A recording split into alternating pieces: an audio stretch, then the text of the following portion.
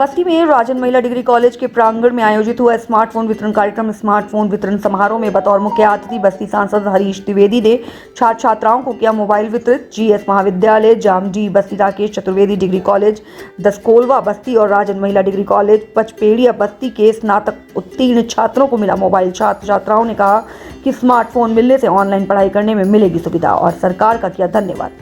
इस मौके पर समाज सेवी आशीष शुक्ला, दिलीप पांडे, राजन महिला डिग्री कॉलेज के प्राचार्य राकेश चतुर्वेदी, डिग्री कॉलेज प्राचार्य एन पांडे, जीएस महाविद्यालय प्राचार्य संजीव पांडे, मनीष मिश्रा, सौरभ पांडे, रामस्वरूप यादव, एन पांडे, अरुण पांडे, राकेश तिवारी, अखिलेश अजीम, अमित मुरली तिवारी, प्रवीण पांडे, अजय श्रीवास्तव, दीपक श्रीवास्तव और कार्यक्रम का संचालक जितेंद्र यादव ने किया।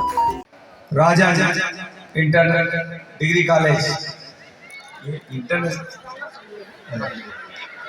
राजन डिग्री कॉलेज के प्रांगण में आज उत्तर प्रदेश सरकार के द्वारा चलाई जा रही जो योजना है स्मार्टफोन वितरण का कार्यक्रम यहाँ पर रखा गया है। मैं सर्वप्रथम विलंब से आने के लिए आप सबसे क्षमा प्रार्थी हूँ। मैं वैसे प्रयास करता हूँ कि समय से पहले पहुँचा जाए, लेकिन मैं लखनऊ में था और वहाँ से मैं निकला तो 1.5 घंटा मैं शहर में जाम में फंस गया। इसके लिए मैं विलंब से आया। इस अवसर पर यहाँ के प्राचार्य श्री संजीव पांडे जी, यहाँ के अध्यापक मनीष मिश्रा जी, अभिषेक तिवारी जी, रामस्वरूप यादव जी, राम निरंजन गुप्ता जी, राकेश तिवारी जी, मंच संचालक जितेंद्र यादव जी, सौरभ पांडे जी, अमित मिश्रा जी, मोहम्मद अजीम जी, अखिलेश जी, मंच पर उपस्थित भारतीय जनता पार्टी के वरिष्ठ नेता श्री प्रमोद पांडे जी, किसान मोर्चे के जिला अध्यक्ष दिलीप पांडे जी, आशीष शुक्ला जी, 2 आशीष शुक्ला जी, एक सभासद हैं, एक हमारे सामाजिक कार्यकर्ता हैं, हमारे संतोष भट्ट जी, सुनील जी और इस थाने के थानाध्यक्ष महोदय, मंच पर उपस्थित अन्य सभी सम्मानित नागरिकगण, इसका सभागार में उपस्थित सभी सम्मानित प्यारे बच्चों, बहनें, भाइयों, पत्रकार मित्रों, सर्वप्रथम मैं आप सबको ढेर सारी बधाई और शुभकामना देता हूं कि आज आप सबको स्मार्टफोन मिलने वाला है। और ये फोन क्यों दिया जा रहा है, इसके बारे में अगर आप सोचेंगे, हमारे देश के यशस्वी प्रधानमंत्री आदरणीय नरेंद्र मोदी जी ने ये संकल्प लिया कि जिस प्रकार बड़े बड़े शहरों में रहने वाले लोगों को अच्छी अच्छी सुविधाएं मिलती हैं, लेटेस्ट सुविधाएं मिलती हैं, जिससे वो अपने पढ़ाई के क्षेत्र में भी और साथ ही साथ देश दुनिया के बारे में भी अच्छी जानकारी लेकर के अपने जीवन में आगे बढ़ने का प्रयास करें।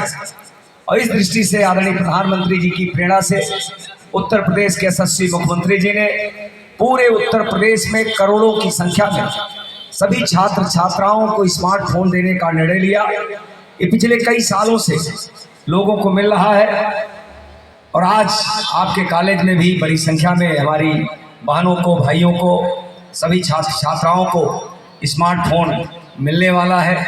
इसके लिए मैं आप सबको पुनः एक बार बधाई और शुभकामना देता हूँ।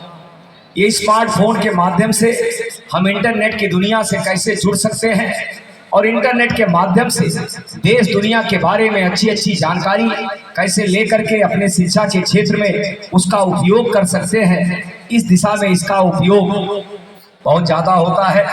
और हम अगर चाहें तो इसका उपयोग भी कर सकते हैं और हम अगर चाहें तो इसका दुरुपयोग भी कर सकते हैं। लेकिन हमको अपने जीवन में यह तय करना होगा कि हमको इसका सदुपयोग करना है। सदुपयोग करेंगे तो बहुत आगे बढ़ जाएंगे और दुरुपयोग करेंगे तो क्या होगा? क्या होगा? आवाज हमारी जा रही है सामने? उपयोग करेंगे तो क्या होगा और दुरुपयोग करेंगे तो क्या होगा? इसका उत्तर दीजिए।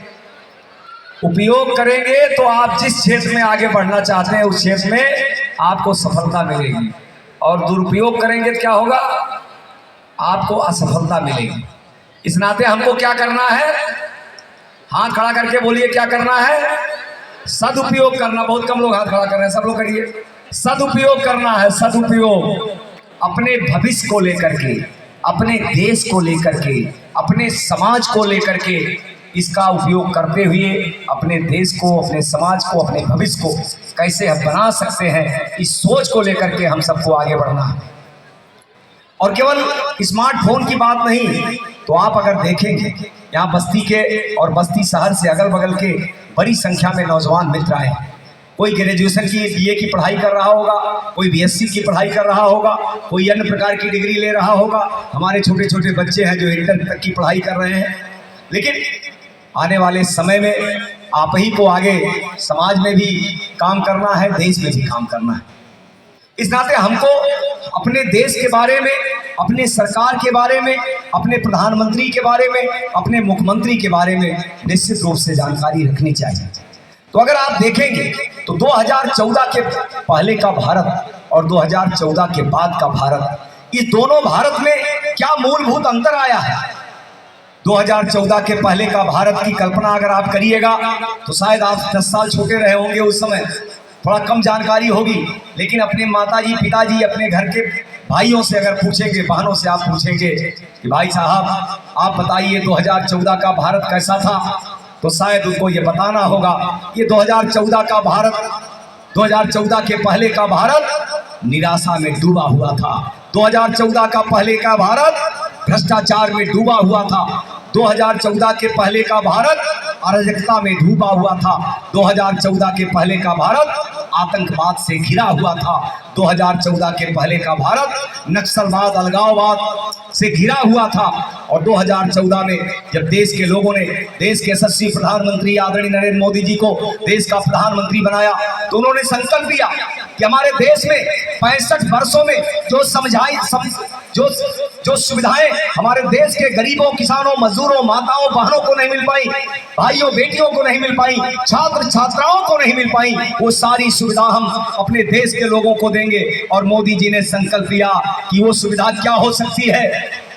एक समय था कि आप गरीब के घर में, और 20-25 साल पहले के बारे में अगर आप सोचिए, तो खासकर 14 के पहले के बारे में अगर आप सोचिए, तो हिंदुस्तान में अगर किसी के गांव में एक शौचालय बन जाता था तो पूरे गांव के लोग देखने जाते थे शौचालय कैसा होता है। अगर किसी के घर में एक गैस का कनेक्शन आता था, गैस के चूल्हे पर खाना बनता था, तो लोग देखने जाते थे गैस का चूल्हा कैसा होता है। हिंदुस्तान में करोड़ों की संख्या में ऐसे लोग थे जिनके घर में बिजली की रोशनी नहीं पहुंच पाई थी। हिंदुस्तान में करोड़ों गरीब ऐसे थे जो बीमार होते थे, उनकी दवा नहीं हो सकती थी। हिंदुस्तान में करोड़ों किसान ऐसे थे, अगर उनकी फसल का नुकसान हो गया तो दूसरे फसल के बुआई जुताई के लिए उनको कर्जा लेना पड़ता था। और इसलिए माननीय प्रधानमंत्री जी ने कहा जो सुविधाएं हिंदुस्तान के बड़े बड़े शहरों में रहने वाले बड़े बड़े लोगों को मिली है, वो सारी सुविधा हम हिंदुस्तान में रहने वाले गरीब, किसान, मजदूर, माताओं, बहनों को देंगे। और इसलिए मोदी जी ने कहा कि हम हिंदुस्तान को स्वच्छ और सुंदर बनाएंगे, हर गरीब के घर में शौचालय बनवाएंगे, इज्जत घर बनवाएंगे। हमने 13 करोड़ से ज्यादा शौचालय बनवा करके देने का काम 10 वर्षों में किया। और इसीलिए मैं कहता हूं 65 वर्षों में जितना काम नहीं हुआ, उतना उससे ज्यादा काम इन 10 वर्षों में मोदी सरकार ने किया। मोदी जी ने कहा हर घर में, हर गरीब के घर में हम बिजली की रोशनी पहुंचाएंगे। हमने हर गरीब के घर में बिजली की रोशनी पहुंचाई। मोदी जी ने कहा हर गरीब माँ बहन को धुएं से जो बीमारी होती है उससे हम मुक्ति दिलाएंगे और धुआं मुक्त बनाएंगे। हमने 13 करोड़ से ज्यादा गरीब माताओं बहनों को मुफ्त में गैस का कनेक्शन देने का काम किया। मोदी जी ने कहा हर गरीब को हम मुफ्त में दवा कराने की व्यवस्था करेंगे। हमने 50 करोड़ से ज्यादा आयुष्मान भारत योजना में शामिल करके 5-5 लाख रुपए तक की दवा कराने की व्यवस्था की। हमने कहा हमारे किसान भाई जो परेशान होते हैं एक फसल के नुकसान के बाद दूसरे फसल के बुआई जुताई के लिए, खाद बीज के लिए उनके पास पैसा नहीं होता, हम हर किसान को साल में 3 किस्तों में 2-2 हज़ार रुपया देंगे। हमने 11 करोड़ से ज्यादा गरीब किसानों को के खाते में साल में 2-2 हज़ार रुपया डालने का काम किया। ये सारी योजनाएं जब गरीब तक पहुंची, गरीब का जीवन स्तर उठने लगा, तो आज हिंदुस्तान कहां पर है? आज हिंदुस्तान कहां पर है? 65 वर्षों में हिंदुस्तान दुनिया में 12वें रैंक पर था।